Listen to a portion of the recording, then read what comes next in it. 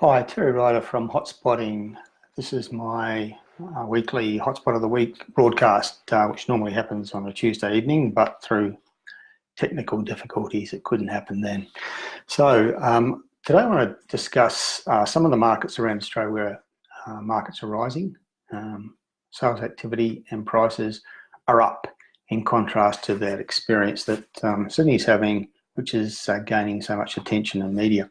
I actually wrote a column about this every week. I write a column for the Property Observer website, and I just want to go through the points that I made in that Property Observer column this week. I started out by discussing the concern that some economists are expressing about what they call the wealth effect from falling property prices, and suggesting they really don't need to be as concerned about that as they appear to be. And also pointing out that I believe they've misunderstood what's happening with prices across Australia.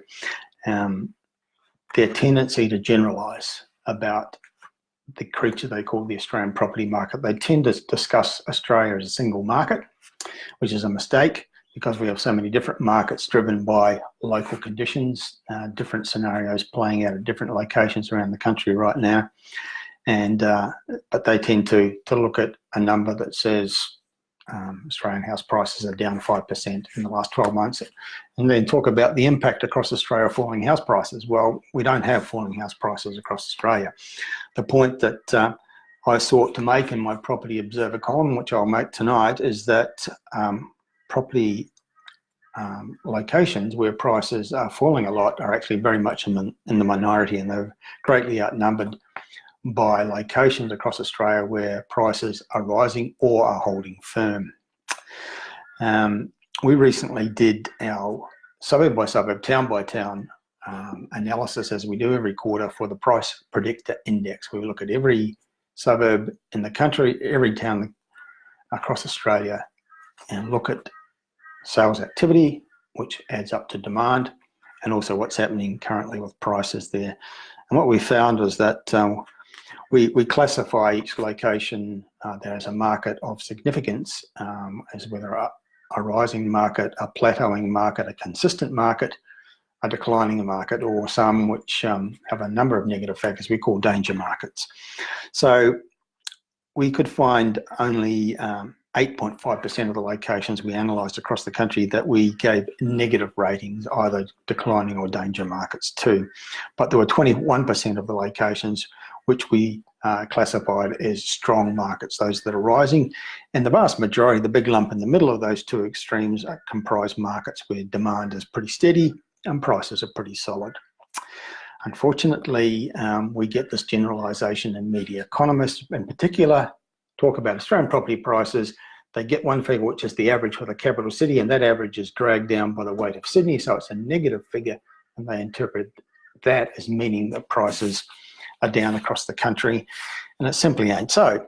So looking at the major markets across Australia, Melbourne, only the top end of that market is sharply down. We've done the suburb by suburb analysis, and our findings are confirmed by the findings of other major credible sources as well.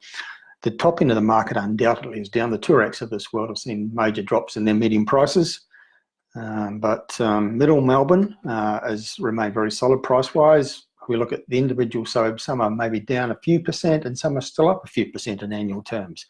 Then we look at the outer ring areas, the cheaper areas, they still have rising prices. And as one example, most of the suburbs in the local government area of Melton, out in the far west of the Melbourne metropolitan area, most of those suburbs have prices that are up more than 20% in the last 12 months and still rising. So then we look at regional Victorian, and it's really going ballistic. Very, very strong markets. We've seen Geelong strong for the last couple of years, Ballarat, Bendigo, Pakenham, Officer, Warragul, dozens of other regional towns and cities out there in regional Victoria, particularly the ones that have a certain proximity to the state capital. Those markets are rising, prices are rising. They're getting a lot of demand out of Melbourne, both home buyers and investors chasing affordability or better yields or a different lifestyle. Similar things happening in regional Tasmania, and Tasmania generally, Hobart still strong market. Price is still rising there. I'm doing another analysis of Hobart, Tasmania this week, and finding markets where prices are up in double digits in annual terms. And what's significant is in the last quarter, for which we've got the price data, price is still rising. So Hobart, I think demand-wise is past its peak, but prices are still strong. Regional Tasmania, very buoyant, and there's towns and cities like Launceston around Tasmania where prices are still rising. Then I look at Canberra, rock solid, regarded as the strongest real estate economy in capital city Australia right now. All the underlying data for Canberra is very strong. When you look at population growth, unemployment, average incomes, vacancy rates, activity levels, very, very strong market, very solid. Prices are rising there, in contrast to Sydney, a few hours down the road. Likewise, regional New South Wales, there are growth markets right across the state. Newcastle and neighbouring areas have been very strong for the last 1 to 2 years, but we have locations like Orange, Tamworth, Byron Bay, Dubbo, many others. Many of the smaller towns across the state have rising markets too. Certainly growth markets in regional New South Wales outnumber the ones that are marking time or going backwards, very much in defiance of the trend in that state's capital city, Sydney. Brisbane overall is not rising strongly, but it's not falling either in terms of its prices, and there are individual pockets that are outperforming. So if economists are worried about the wealth effect of falling prices, it's not happening in Brisbane because prices aren't falling in Brisbane.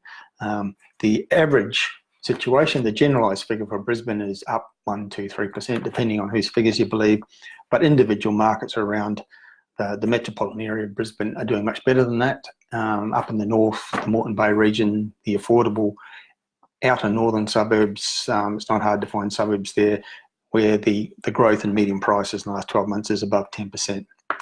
Elsewhere in Queensland, Sunshine Coast, the strongest market in Queensland and one of the strongest in the country.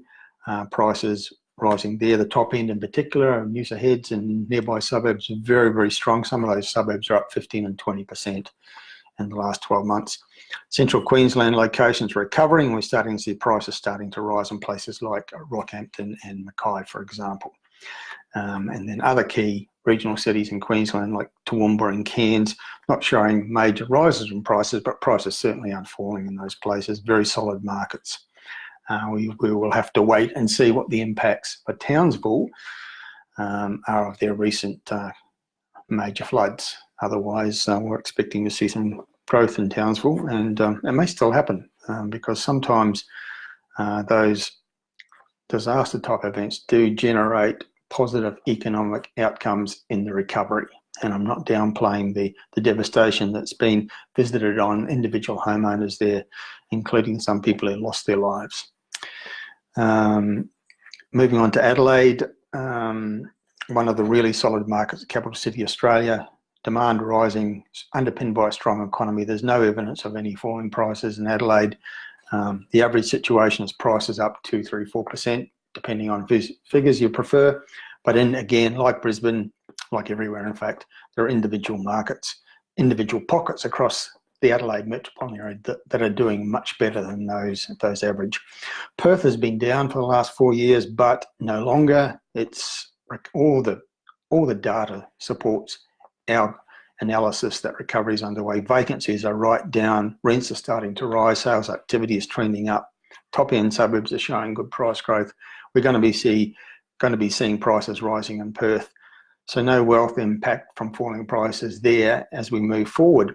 So really the only markets of significance where there's been major price decline, where major price decline is prevalent, are Sydney and Darwin. Darwin just can't seem to shake loose of the current economic malaise that's there. The Northern Territory, in fact, was the only state or territory in Australia which failed to deliver a growth in their population last year. Their population was down marginally. Very unusual for that to happen anywhere in Australia in terms of the state and territory numbers. So Darwin market is still declining, although some major research sources are recording upward movement now in prices in either the housing market or the unit market. There's no commonality of the figures for Darwin at the moment. Still looks like a down market, but some of the statistics are starting to turn positive. But right now, it's a down market. And then, of course, you've got Sydney's situation, which is heavily documented, but very poorly reported. And there's when we do it suburb by suburb, we find that there's just so many different situations playing out across the city of Sydney. It's a massive city, and there's over 700 suburbs, and they're as diverse as Manly versus Penrith and Bondi Beach versus Campbelltown. But the research companies and the economists and the media generalises and produces a single figure and say this is what's happening to Sydney prices. Well, it's not that way across the metropolitan area. There's some areas where prices are still up and some areas where prices are holding firm, but probably the average situation is definitely that prices are down. But what we do notice when we do the suburb by suburb analysis for Sydney is that there's an interesting situation, houses versus apartments in the same suburb. There are dozens and dozens of suburbs, particularly the sort of more upmarket ones, like on the north side, the northern beaches, the North Shore type areas, where the median house price is down quite a lot, but the median apartment price in the same suburb is up significantly. And so what that tells us, and when this is confirmed by data from other sources, is that what happened in Sydney is primarily about pricing levels. The market got to a point where people weren't prepared to go on paying higher and higher prices. So the boom ground to a halt and gradually wound down, and buyers now are going for some buyers at least are going for the more affordable products, i.e. the apartments, and that market is holding up a lot better than the housing market. And we've got that dichotomy where we've got many suburbs, house prices down, apartment prices up. So all in all, the question I ask in my column this week in Property Observer is, where are all those Australians who are so afflicted by falling prices that they're going to hide their money under their beds and not spend? Outside of Sydney, but not all of Sydney and Darwin, these people really don't exist.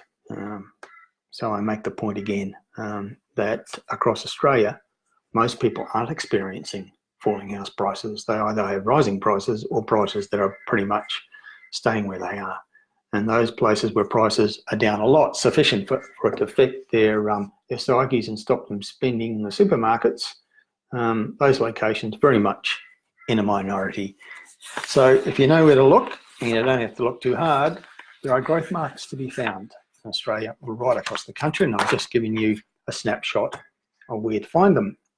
If you'd like to find out more, go to the Hotspotting website, hotspotting.com.au. We've got lots of reports that can help you find the growth markets. If you're an investor and you're asking the question, where next for growth, we have reports that answer those questions. That's it for now. Terry Ryder from hotspotting.com.au signing off. Let's do it again soon.